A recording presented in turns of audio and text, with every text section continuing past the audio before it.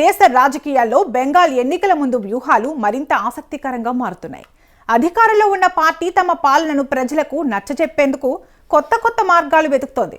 ఇదే సమయంలో ప్రతిపక్షాలు అధికారాన్ని చేజిక్కించుకునేందుకు దూకుడుగా వ్యవహరిస్తున్నాయి. ఈ నేపథ్యంలోనే ఈ ఏడాది జరగనున్న అసెంబ్లీ ఎన్నికలు దేశవ్యాప్తంగా పెద్ద చర్చకు దారితీస్తున్నాయి. ముఖ్యంగా పశ్చిమ బెంగాల్ రాజకీయాలు మాత్రం ఇప్పుడు జాతీయ స్థాయిలోనూ హాట్ టాపిక్ గా మారాయి.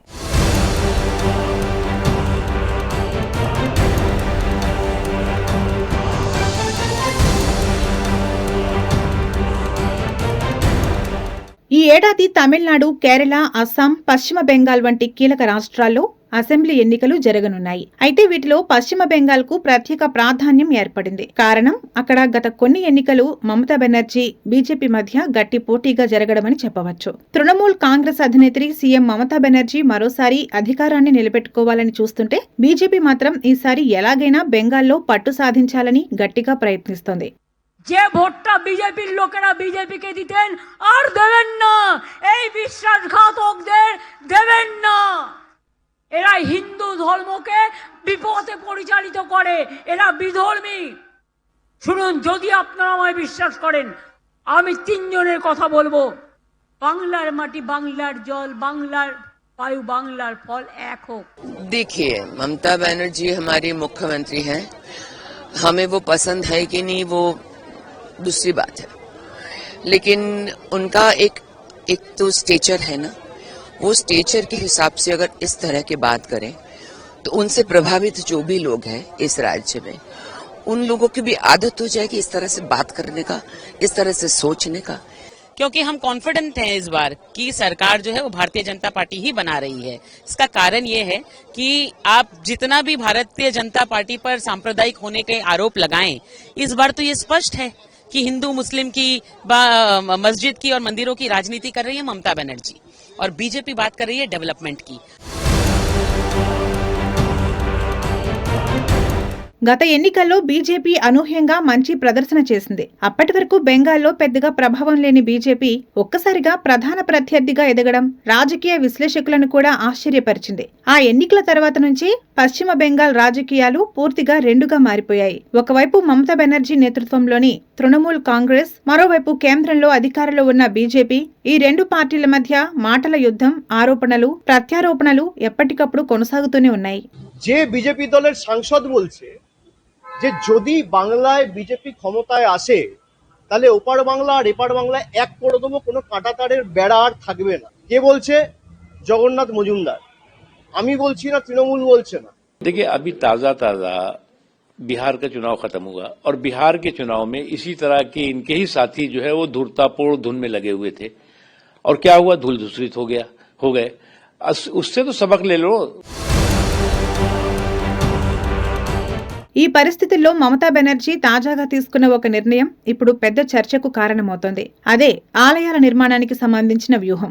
ఎన్నికల ముందే రాష్ట్రంలో పలు ప్రాంతాల్లో ఆలయ నిర్మాణ కార్యక్రమాలకు శ్రీకారం చుట్టడం రాజకీయంగా కీలకంగా మారింది. ముఖ్యంగా బీజేపీ తరచుగా మమతపై చేసే ముస్లింలకు మాత్రమే ప్రాధాన్యం ఇస్తున్నారనే విమర్శలకు ఇది కౌంటర్ గా భావిస్తున్నారు. अरे पश्चिम बंगाल बीजेपी अध्यक्ष होने का नाते ये तो मैं दावे के साथ कह सकता हूँ, जब ईडी सीबीआई के दरवाजे पे ताला लगा दीजिए, इनकम टैक्स और जीएसटी को बोल दीजिए आने वाले दिन में किसी को नोटिस ना भेजे, एसआईआर बंद कर दीजिए, तब भी तृणमूल सत्ता पे नहीं आ रहा है। तृणमूल जा रहा है, तृणमूल जा चुका है। पश्चिम बंगाल की जनता ठान लिया है जो तृणमूल को विसर्जन देके रहेगा। सरकार को अलविदा कहने का समय आ गया, क्योंकि अभी अलविदा की वेला पश्चिम बंगाल की मुख्यमंत्री श्रीमती ममता बनर्जी और टीएमसी सरकार की है, जिनकी शासन से जनता पूरी तरीके से आजीज आ चुकी है, और पश्चिम बंगाल की जनता अब मन बना बैठी है ममता बनर्जी को सत्ता से बेदखल करने का। जहां तक अभिषेक बनर्जी के आरोपों का प्रश्न है, तो आरोप लगाना विपक्षी पार्टियों का एक नया फैशन बन गया है, और वो आरोप जिनमें कोई दम नहीं है, जिनमें कोई तथ्य नहीं है, जिनमें कोई तर्क नहीं है।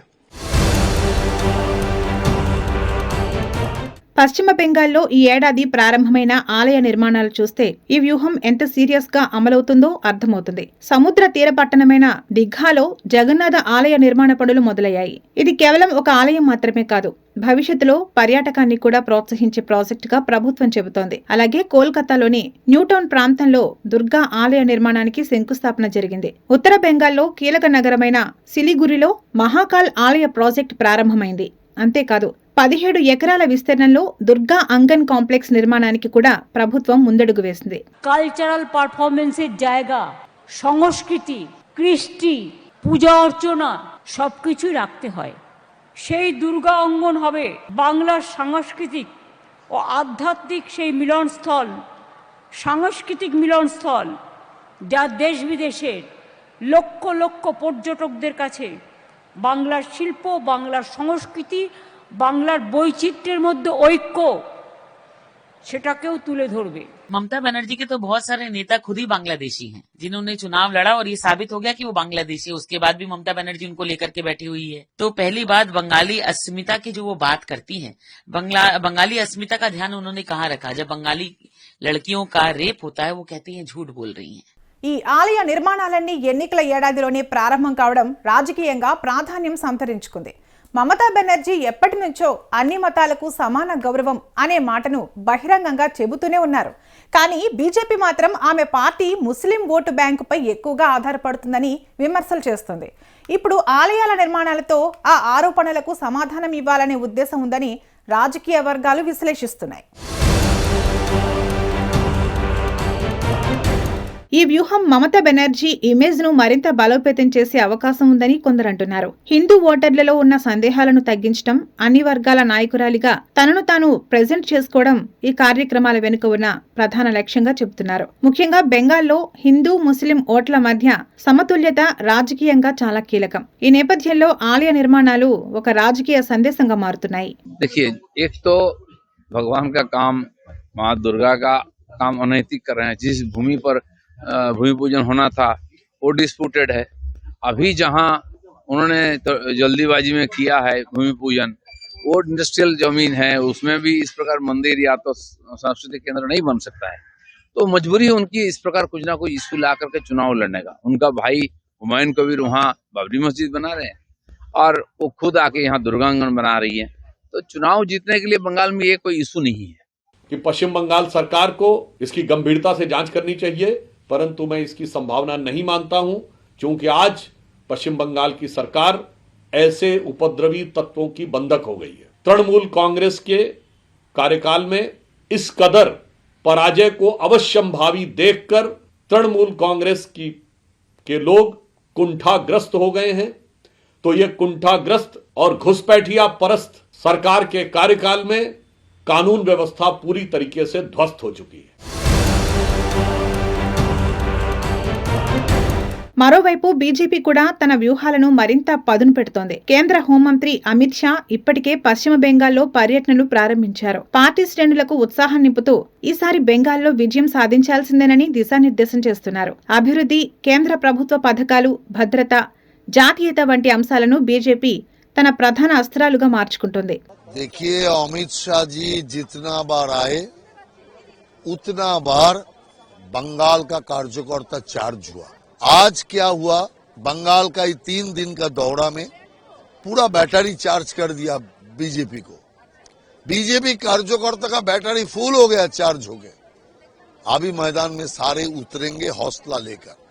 देखिए, चीफ मिनिस्टर अभी हताश हो गया और हताशा से ही ऐसा भाषा का उन्होंने व्यवहार कर रहा है, नहीं तो राजनीति में ऐसा भाषा चलते नहीं है।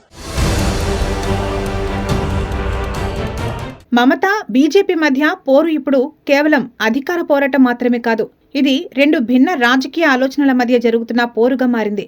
ఒకవైపు ప్రాంతీయ పార్టీగా ఎదిగిన తృణమూల్ కాంగ్రెస్, మరోవైపు జాతీయ పార్టీగా బలంగా ఉన్న బీజేపీ. ప్రతి పార్టీ తన ఇమేజ్ ను పెంచుకోవడానికి, కొత్త వర్గాలను ఆకర్షించడానికి ప్రత్యేక వ్యూహాలను అమలు చేస్తోంది. కోల్కతా, సిలిగురి, దిఘా వంటి 3 ముఖ్య నగరాల్లో ఇప్పటికే ప్రారంభమైన ఆలయ నిర్మాణాలు ఎన్నికల ప్రచారంలో కీలక అంశంగా మారే అవకాశాలు కనిపిస్తున్నాయి. దీంతో ఈసారి పశ్చిమ బెంగాల్ ఎన్నికలు మరింత ఉత్కంఠభరితంగా, ఆసక్తికరంగా కొనసాగనున్నాయి.